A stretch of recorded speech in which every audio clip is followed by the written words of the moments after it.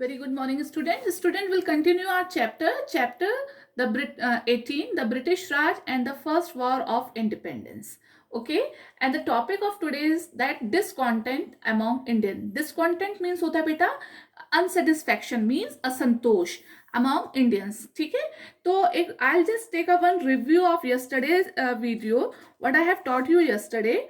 Okay, so I taught you about the first European who find the sea route and he was the Portuguese Vasco da Gama. तो Vasco D gamma जो थे उन्होंने सबसे पहले भारत का India का सी root discover करा था. ठीक है, एंड वो सबसे पहले वो कहाँ आए? कैलीकट इन केरला. कैलीकट एक जगह है केरला में, आज से 500 ईयर्स पहले वो आए थे. ठीक है, उसके बाद बहुत सारे जो यूरोपियन ट्रेडर्स थे वो इंडिया में आए इंडिया के साथ ट्रेड करने के लिए, जिसमें Dutch, French and English traders जो थे मेन थे. लेकिन आप very soon they start fighting with each other, उनमें आपस में झगड़ा होने लगा, फाइटिंग होने लगी.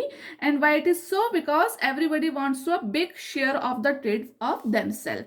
मतलब हर किसी को लगता था कि हम इंडिया के साथ बिजनेस करें और ज्यादा से ज्यादा मैक्सिमम शेयर हम पैसे का लें.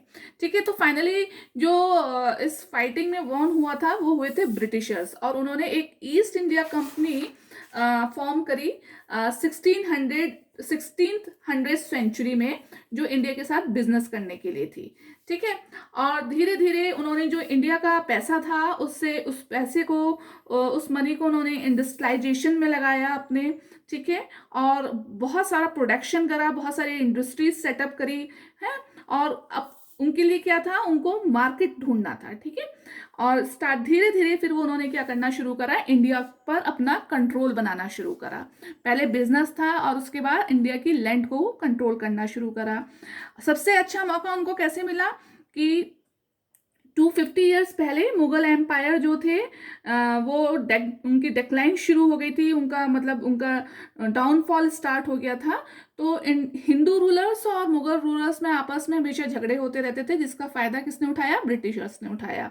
ठीक है, मैंने बैटल ऑफ प्लासी के बारे में भी आपको बताया था, जो कि 1757 में हुई थी, और इसमें ब्रिटिशर्स ने किसको डिफीट करा था? सिराजुद्दौला को डिफीट करा था, जो बंगाल का नवाब था. ठीक है, और after when he defeated Sirajuddaulah, Britisher become very powerful in Bengal, और आगे आने वाले 100 ईयर्स में उन्होंने इंडिया पे पूरी तरीके से कंट्रोल कर लिया. ठीक है, ये तो हमने एक प्रीव्यू लिया था जो हमने यस्टरडे वीडियो में करा था. Now I will start the today's topic, and the topic is discontent among the Indians, means Indians में असंतोष की भावना. ठीक है, soon there was widespread among the Indians. ठीक है, मतलब ये बहुत जल्दी जो डिसकॉन्टेंट था, डिसकॉन्टेंट मीन्स होता है अनसेटिस्फैक्शन, अनसेटिस्फाइड. ठीक है, तो इंडियंस थे जो थे वो बहुत ही ज्यादा अनसेटिस्फाइड थे. किससे? ब्रिटिशर्स से. The officers of East India Company used unfair means to get rich. Means East India Company के जो ऑफिसर्स थे वो हर तरीके से रिच होना चाहते थे, चाहे वो बिजनेस का सही तरीका है या नहीं है. उनको ये था कि वो सिर्फ रिच हों. They did so at the cost of Indians. वो इंडियन से हर तरीके से रिच बनना चाहते थे. ठीक है, the farmers in India were forced to grow crops like indigo and cotton. Indian farmers थे, उनको फोर्स करा गया कि वो सिर्फ एक इंडिगो और कॉटन क्रॉप्स ही कल्टीवेट करेंगे, कॉटन ही उगाएंगे, which provided the British with raw materials for their factories, जिससे कि ब्रिटिशर्स को अपनी फैक्ट्रीज के लिए रॉ मटेरियल मिल सके. ठीक है, द ब्रिटिश अब वो क्या करता था? रॉ मटेरियल इंडिया से लेके जाता था और अपनी इंडस्ट्रीज में मैन्युफैक्चरिंग करता था, और फिर उस जो फिनिश गुड था उसको क्या करता था? इंडिया के ही मार्केट में सेल आउट करता था. मींस हमसे ही रॉ मटेरियल खरीद कर हमको ही वो जस्ट डबल कॉस्ट पे सेल करता था. ठीक है, the British purchase these at very low prices. अब ब्रिटिशर्स क्या करते थे? इन सब चीजों को बहुत लो प्राइसेस पे परचेज करते थे, मींस बहुत सस्ता खरीदते थे.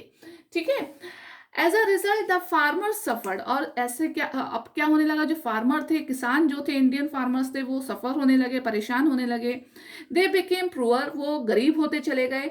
While the British made huge profit. और इससे ब्रिटिशर्स ने क्या करा? बहुत ज्यादा प्रॉफिट बनाया. मीन्स सस्ते में माल खरीदा, ठीक है, अपनी इंडस्ट्रीज में उनको अच्छा प्रोडक्ट रेडी करा और उस प्रोडक्ट को बहुत ज्यादा कॉस्ट पे इंडियंस को ही सेल आउट कर दिया। The mill cloth made by British industries was sold in India. अब देखो कॉटन, कॉटन ही वो हमसे खरीदते थे और फिर क्लोथ्स को हमें ही, इंडियंस को ही बेचा करते थे। This was cheaper and of better quality than the cloth made by local weavers. अब आपको पता है जो चीज मशीन में बनती है वो ज्यादा क्वांटिटी में होती है। मैंने आपको लास्ट चैप्टर में बताया था कि इंडस्ट्रियलाइजेशन का जो सबसे मेन प्रॉफिट था वो क्या था, मशीन मेड चीज जो है वो जल्दी बनती है और चीप बनती है, मीन सस्ती बनती है। तो और जो वीवर्स होते हैं, जो हाथ से बनाने में टाइम लगता है हर चीज को, तो वो कॉस्टली भी होती है, ठीक है। तो इस तरीके से जो लोकल वीवर्स थे वो क्या होने लगे, उनका डाउनफॉल होने लगा और जो मशीन मेड गुड्स थे उनकी ज्यादा डिमांड होने लगी। सो मोर पीपल बॉट इट, और ज्यादा से ज्यादा फिर लोग क्या था, हम भी है, अगर हमें कोई चीज अच्छी क्वालिटी की मिल रही है और वो सस्ती मिल रही है तो हम उसे खरीदते हैं, ठीक है। तो ऐसे ही उस समय भी हुआ। As a result of this, अब इसका रिजल्ट क्या होता है, the Indian handloom industries suffered. अब जो इंडिया की हैंडलूम इंडस्ट्री थी, मीन्स इंडिया में इतनी जबरदस्त इंडस्ट्रीज तो नहीं थी, तो इंडिया में ज्यादातर वीवर्स हुआ करते थे, तो इस तरीके से जो हैंडलूम इंडस्ट्रीज थी इंडिया की वो सफर होने लगी। And the worker become poor, और जो वर्कर थे वो गरीब होते चले गए। Traders also suffered because of the goods coming from Britain. लेकिन जो हमारे इंडियन ट्रेडर्स थे, मीन्स इंडियन जो बिजनेसमैन थे, वो भी क्या हुआ, वो भी बहुत परेशान हुए, क्योंकि अब बना बनाया सामान कहाँ से आने लगा, ब्रिटेन से आने लगा, ठीक है। The British made unjust law through which they could take control of more and more kingdoms in India. अब उसने ये बिजनेस के साथ साथ उसने क्या करा, उसने बहुत सारे ऐसे अनफेयर लॉ बनाए जिससे कि वो ज्यादा से ज्यादा इंडिया की किंगडम्स को क्या कर सके, कंट्रोल कर सके, ठीक है। One such a law said if a ruler died without a child, his kingdom would be taken over by the British। और उसमें उसने देखो एक लॉ ये बनाया कि अगर कोई भी राजा, कोई भी रूलर, अगर उसके कोई भी बच्चा नहीं होता है तो उसकी जो किंगडम है, उसका जो राज्य है वो किसको किसको मिल जाएगा, ब्रिटिश को मिल जाएगा। आपने मूवी देखी है मणिकर्णिका, जो रानी लक्ष्मीबाई की बायोग्राफिक थी, है ना, उसमें क्या था, रानी लक्ष्मीबाई के जब कोई बच्चा जो हुआ था वो मर गया था, उसको पॉइजन दे दिया था, उसके बाद क्या होता है, जो ब्रिटिशर्स होते हैं वो उस राज्य को अपने उसमें लेना चाहते थे, तो उसने क्या करा था, रानी लक्ष्मीबाई ने एक बेबी अडॉप्ट कर दिया था, क्योंकि वो जानती थी कि अगर उसके पास कोई बेबी नहीं होगा तो क्या होगा, उसकी जितनी भी किंगडम है उसका, तो वो सब ब्रिटिशर्स के पास चली जाएगी। इस तरीके से अनजस्ट, मतलब जो बिल्कुल ही अनफेयर लॉ थे वो ब्रिटिश ने बना दिए थे, ब्रिटिशर्स ने। This made the kings and nawabs of India very unhappy, और इसने क्या करा, जो किंग्स थे और नवाब थे इंडिया के वो बहुत ज्यादा अनहैप्पी हो गए। ये क्वेश्चन मैं दे सकती हूँ student, why, what's the reason which made the kings and nawab of India very unhappy. तो you have to write that law said that if a ruler died without a child his kingdom would be taken over by the British. This is the main cause which make the kings and nawabs unhappy. Okay.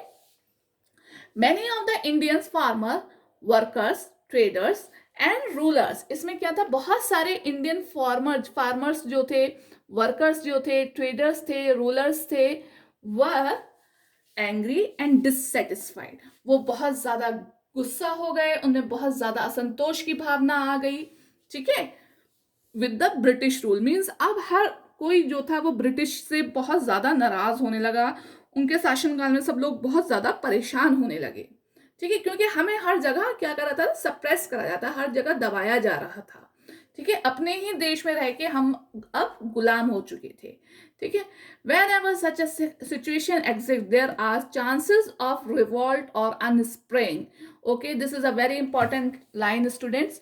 देखो, जब हम किसी चीज को बहुत ज्यादा दबाते हैं ना, तो अगर आप स्प्रिंग को बहुत प्रेशर से दबाओगे तो वो क्या होगा, वो क्या होगा, अपराइज करेगा, एकदम उछल के ऊपर की साइड आता है जब हम उसको छोड़ते हैं। तो यही चीज क्या था, इसी तरीके से लोगों में इतना गुस्सा हो गया था, इतना गुस्सा आ गया था लोगों में, इतना असंतोष हो गए थे, अनसेटिस्फाइड थे लोग, कि कहीं ना कहीं वो जो था एक रिवॉल्ट, रिवॉल्ट मीन्स होता है विद्रोह, ठीक है, वो विद्रोह होना था।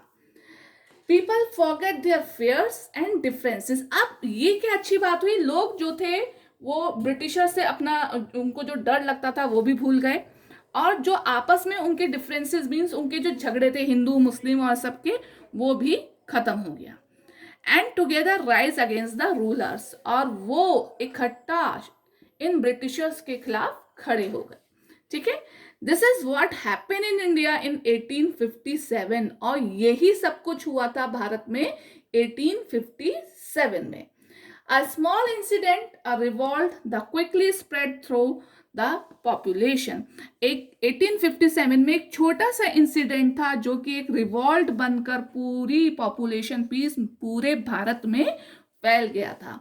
इस रिवॉल्ट के बारे में हम नेक्स्ट वीडियो में डिस्कस करेंगे स्टूडेंट्स। तो इस तरीके से जो ब्रिटिश रूलर्स थे उनके खिलाफ लोगों में बहुत ज़्यादा गुस्सा था, एंगर था और डिससेटिस्फैक्शन था, ठीक है। उन्होंने एक लॉ ऐसा बना दिया कि जिस भी राजा के अगर कोई भी चाइल्ड नहीं होता है और राजा डेड हो जाता है, मारा जाता है, तो उसकी जितनी भी किंगडम है, उसका जितना भी साम्राज्य है, वो किसके अधीन हो जाएगा, किसके किसके पास चला जाएगा, उस पर ब्रिटिशर्स का कब्जा हो जाएगा, ठीक है। इस तरीके से उन्होंने बहुत सारे अनफेयर लॉ बनाए, अनफेयर मीन्स तरीके से उन्होंने बिजनेस करा, है ना। बैटल ऑफ प्लासी में उन्होंने क्या करा, जो सिराजुद्दौला था उसकी बहुत बड़ी आर्मी थी, बहुत बड़ी आर्मी थी, और उसको डिफीट करना ब्रिटिशर्स के लिए बहुत मुश्किल भी था। लेकिन उन्होंने क्या करा, जो सिराजुद्दौला का जो मेन मिनिस्टर था उसको लालच दे दिया कि अगर आप हमारे साथ मिल जाओगे और आप हमें सपोर्ट करोगे तो हम आपको बंगाल का नवाब बना देंगे। वो मीर जाफर था, ठीक है। तो उसने सिराजुद्दौला के अगेंस्ट कॉन्स्पेरेसी करी और वो ब्रिटिशर्स के साथ मिल गया। इस वजह से जो ब्रिटिशर्स थे वो बंगाल को जीत पाए। तो इस तरीके से उन्होंने बहुत सारी कॉन्स्पेरेसी खेली, बहुत आपस में एक दूसरे को लड़ाया और इंडिया पे रूल करा, ठीक है। तो I hope that you understand this passage. Student, from 23rd of November your exam would be started, so be prepared. Very soon you will get your syllabus and everything, and definitely I will give you the questions from your chapters only, so please don't depend on your worksheet. You have to read the chapters, and one comprehension and picture based questions will come in your question paper. Okay, so you have to ready with the picture based question also and comprehension based questions also. Okay, thank you, have a nice day.